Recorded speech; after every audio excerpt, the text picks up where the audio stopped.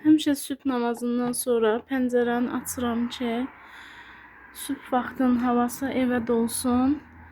Çünki bu həm bərəkət gətirir evə, həm insanın əhval-ruhiyyəsini artırır və sübh tezdən o qədər gözəl hava olur ki, insan çölə çıxmaya bilər. Məsələn, ola bilər ki, işləmirsən və yaxud bu saatda çölə çıxmağa elə bir ehtiyac olmur.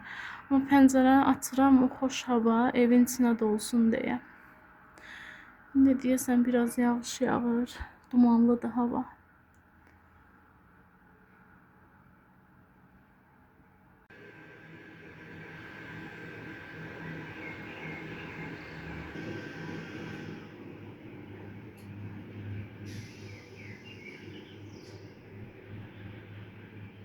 Axşamınız xeyir olsun dostlar, necəsiz?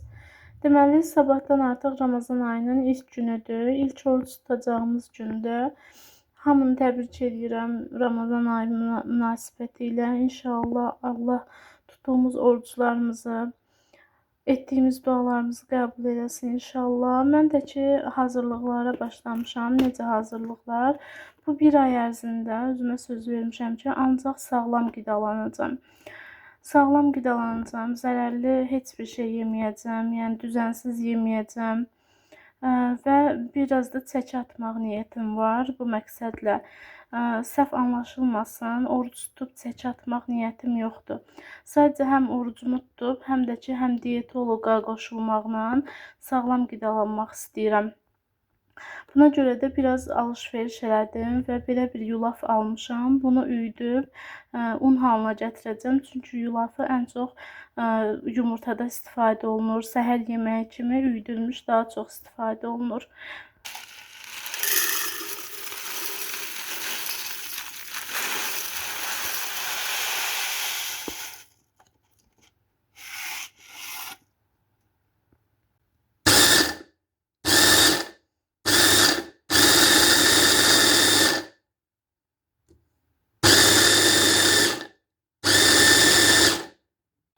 Üyüdülmüş bir Herkules alındı. Bu qədər üyünməsi mənim üçün yetərlidir. Bu qədər xırda olması.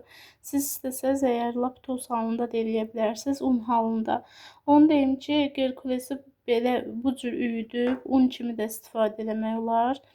Məsələn, şirniyyat canınız istəyir, amma unla hazırlamaq istəmirsiniz, çəki almamaq üçün Herkulesdən hazırlaya bilərsiniz. Üyüdün Herkulesi bu cür blenderda. Un əvəzinə bunu da əlavə edə bilərsiniz. Dadı da çox qəşəng olur. Mən bir neçə dəfə sınamışam.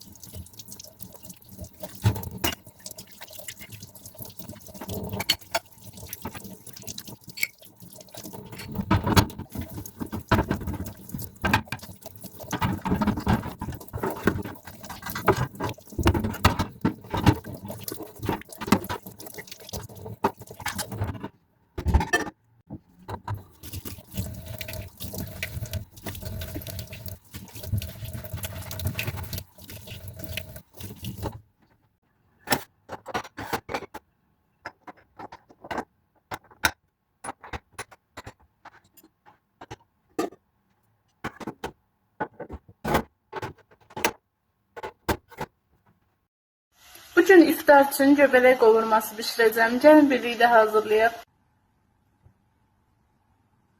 Göbələklərin qabığını soyub yudum bunları. İndi qaynar suda qaynadacağım. Adam göbələyi qaynatmır, hətta göbələyi yumur belə, su vurulmaz deyirlər. Amma mən həmişə göbələyi həm yuram, həm də qaynadıram. Və həmişə də bu cür qapqara rəngi çıxır, zəhərlənmənin də qarşısını alır bu cür eləyəndə. Göbələklərin qabığını soydum və yuyub qaynamağa qoydum. İndi isə gəlin soğan doğrayaq qovurmaq üçün.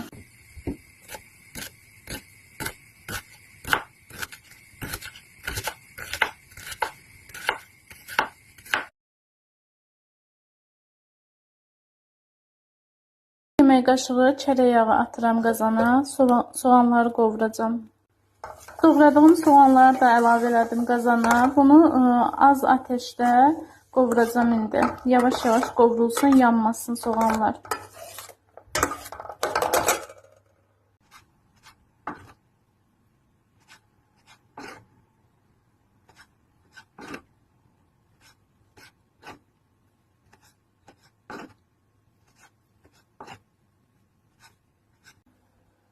Göbələkləri qaynadandan sonra suyunu sıxdım. İçində su qalır. Suyunu tamam sıxdım və belə doğradım. Xırda-xırda doğradım. Soğan qovrulandan sonra bunu da içinə qatıb qovuracam. Bir stəkan qatığın içərisinə göyərti doğrayıb göbələyin yanında servis edəcəm.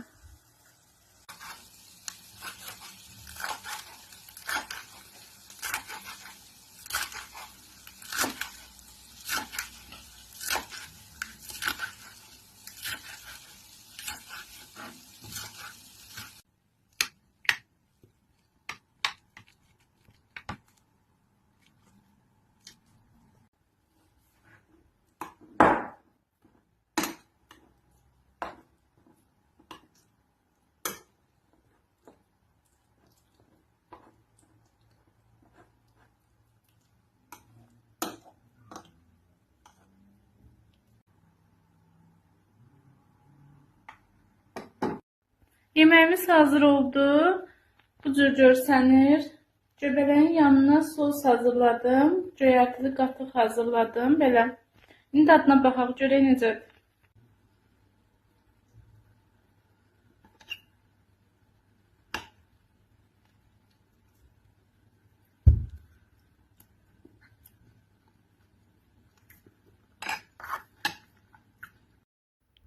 Ramazan ayında özümə söz vermişəm ki, daha çox mənəviyyatımı artıracağam bu il. İnşallah özümün əksik tərəflərimi tamamlamağa çalışacağam. Və ən sevdiyim kitablardan biridir Məfatih kitabı. Çox həqiqətən dərin bir kitabdır. Dua hər şey var yəni bunun içində. Çox sevərək istifadə edirəm gündəlik həyatımda da həmişə. Ramazan ayında da burada çox Ramazan ayı ilə bağlı çox qəşəng dualar var. Ramazan ayının əməlləri var, fəzilətləri var, məlumatlar. Belə hər kəsin məncə kitab rəfində olması gərəkən bir kitabdır. Mən də istifadə edəcəm bu Ramazan ayında bu kitabdan mütləq.